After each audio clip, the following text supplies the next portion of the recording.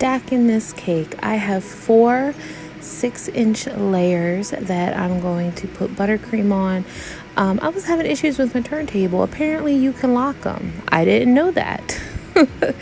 So once I finally figured out to unlock my turntable, I fill my cake with buttercream and just stack, and of course I put a support system in the middle of the cake to hold the weight because it ended up being a very tall cake.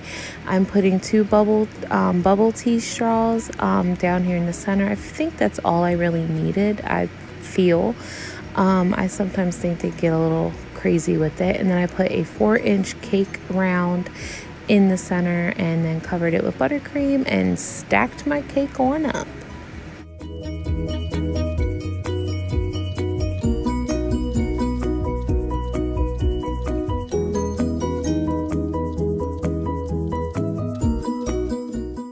Now, I spared you guys the boring stuff of me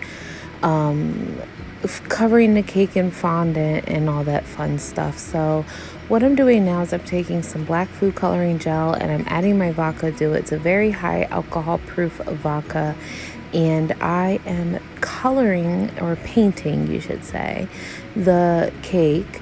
I'm gonna do like this ombre effect on the background, and I know I've said it so many times, I just don't know what it is with me and hand painted cakes.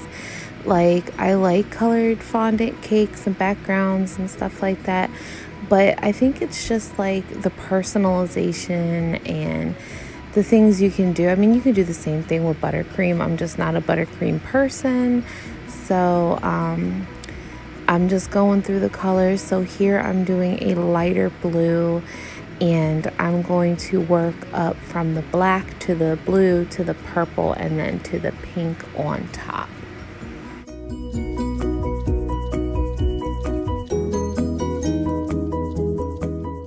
Now, to really get that ombre effect, what I'm doing is I'm leaving the leftover blue that I have in there, and I'm adding the pink that I'm going to use to it. So it's like the same colors. I'm not using like a Wilton color versus Chef Master color. I'm using same colors, oh excuse me, and I am mixing them together and blending them because I really want that ombre look.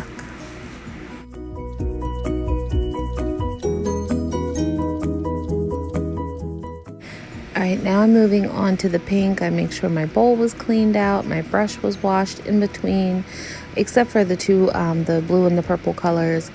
And now I'm painting the top of the cake and painting the side in the hot pink that I have.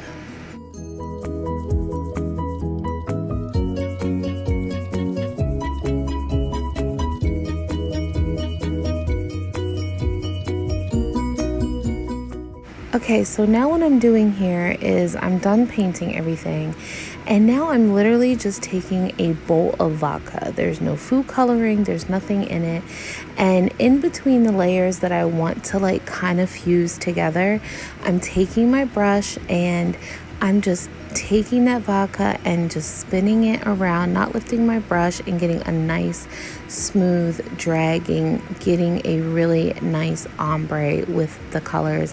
When I switch into colors, I am wiping my brush off in between so that way none of the colors get on one another. And now while the fondant is also still wet and tacky, there was this little like area that was like kind of weird, but I stuck Audrey there. I put her crown on top so that way as the cake dries, the cake, like I said, will be nice and tacky. I'm now putting on Aurora and Maleficent. I'm getting my pieces on. The thing that I like about using airbrush colors is that they dry super quick and they dry to the touch. So that is super cool, and that's why I like using them so much. All right, I hear it now. Here she goes again with that dang on pearl dust. Yeah, well, you know, I like my pearl dust.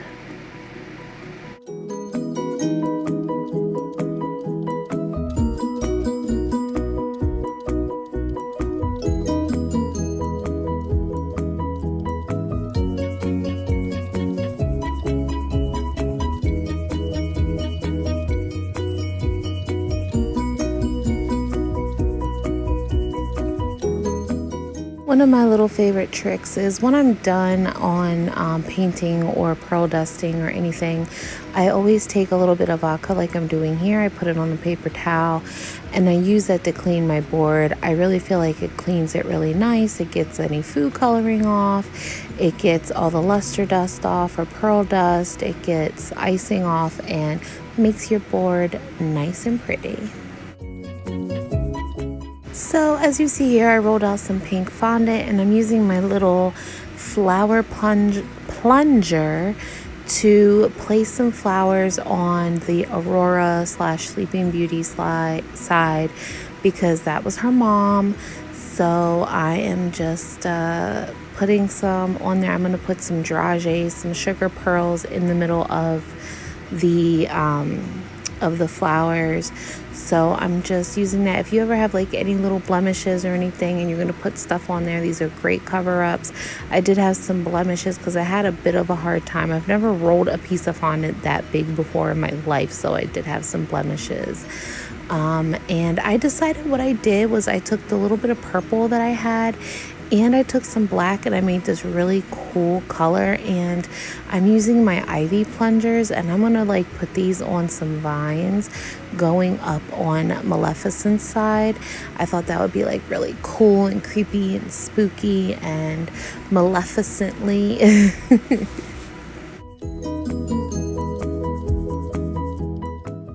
Alright, so now what I'm doing is I'm taking some black fondant and I'm rolling it into a really long snake, and I'm going to use this as the vines on Maleficent's side.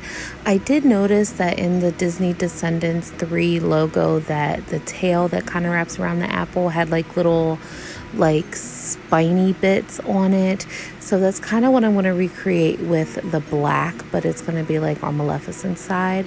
So I'm just rolling it out and then I'm going to stick it on the cake with a little bit of water and I'm going to press it and kind of flatten it out. You can't really, I didn't adjust my camera so you can see, but then, oh, there we go. And now I'm taking my veining tool and I'm just going up the vine to give it some texture, give it some, some movement. And then I'm going, when I had took my little veining tool up the side, like it kind of looked like it split it off, and I kind of like that. So I'm just putting my little vines and spooky things on her side now.